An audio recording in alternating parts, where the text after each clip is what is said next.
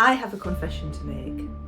I used to think shrubs were boring. In fact, I took stick for thinking that shrubs were boring. But that was before I realised that there are some really unusual shrubs, unexpected colours, unexpected textures, unexpected forms. Now, I've become a fan of shrubs, but not just any old shrub.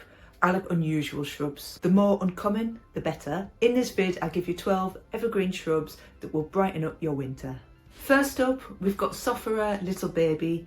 This hails from New Zealand. It's got gorgeous arching branches and these little delicate leaves. It's a beautiful compact shrub, and it has that thing going on that you often get with New Zealand plants where the branches divide.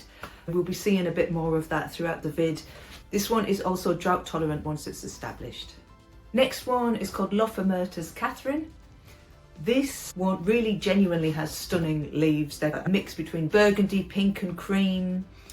It's got this kind of crimped effect to the leaves. It's pretty unusual, but my local garden centre has started to stock this. I bought this quite easily in the summer, so it is becoming more available, so hopefully you'll be able to find that without any trouble. You can see the size it gets.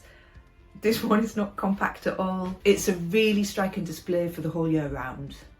Here then we have a Choisya. This one is called Aztec Pearl.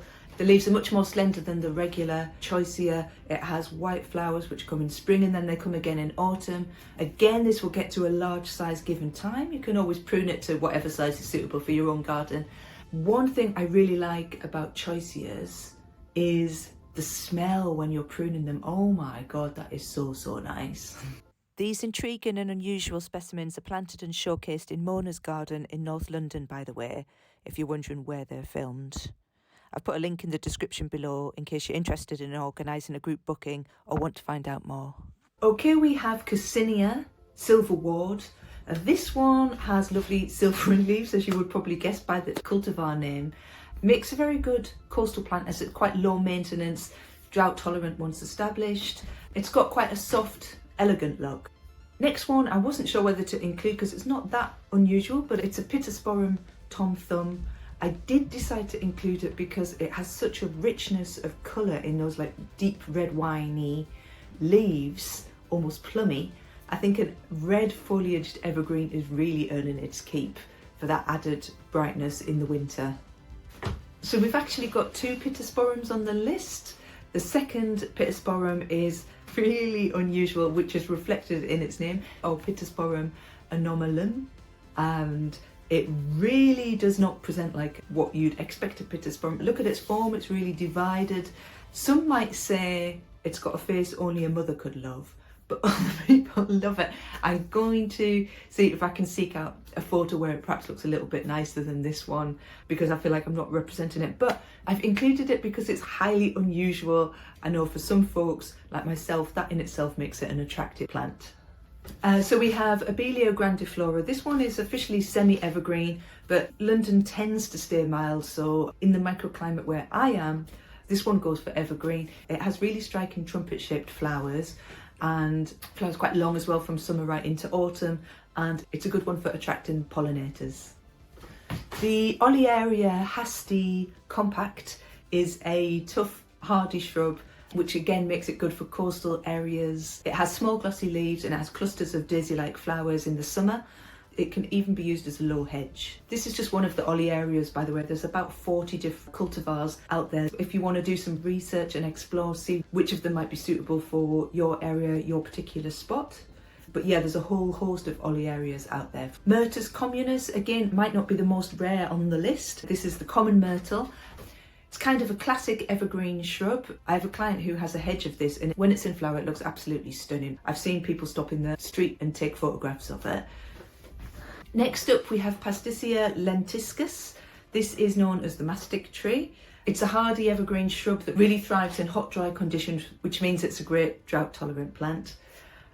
Let's talk about Choisya. We've got 3 varieties here. We've got Wanaka, which always reminds me of Shakira, Waka Waka, but it's nothing to do with that actually. We've got Sunsprite, and we've got Welsh Whiskey. Welsh Whiskey seems to be the most popular one because it's got a really nice colour to the leaf, sort of a blend of different colours, like yellow, green, sort of reddy orange. shall we call it marmalade? We handle carokias okay here in London. Cornwall, I know, can handle carokias. They are a little bit vulnerable to hard frosts, so be a little bit careful with them. They're a little bit like an olive tree, but look at the way the stems branch out. Again, it's got that New Zealand dividing habit that seems to be so endemic throughout the New Zealand plants. Last of all, we have Shefflera Taiwaniana. This is also an unusual one, but it's becoming easier to get hold of, which I'm pleased about. I actually got this one from a different local place, a nursery at this time. I'm not sure if they propagated them or if they bought them in, but they had loads and it was a very reasonable price point. These are one of the hardiest of the Sheffleras. Some of the others you've got to be a bit careful with. You've probably got to be a little bit careful with this one as well. If you look at the leaf form, I find that a highly desirable pattern. The palm jungly vibe of the leaf. So there you go. Hopefully that gave you a little bit of a break from the bog standard common garden evergreen shrubs like box and holly and viburnum. All nice plants, but sometimes you want something a little bit less common and less traditional than them. So hopefully this has given you an excellent place to start. Go forth, research, plant, build, plant your pitch up, folks. If you are interested in unusual and architectural plants, but you're looking for something a little bit taller, then check out this video on Pseudopanax crassifolius, which is extraordinary, I think, in its architectural qualities. Check it out.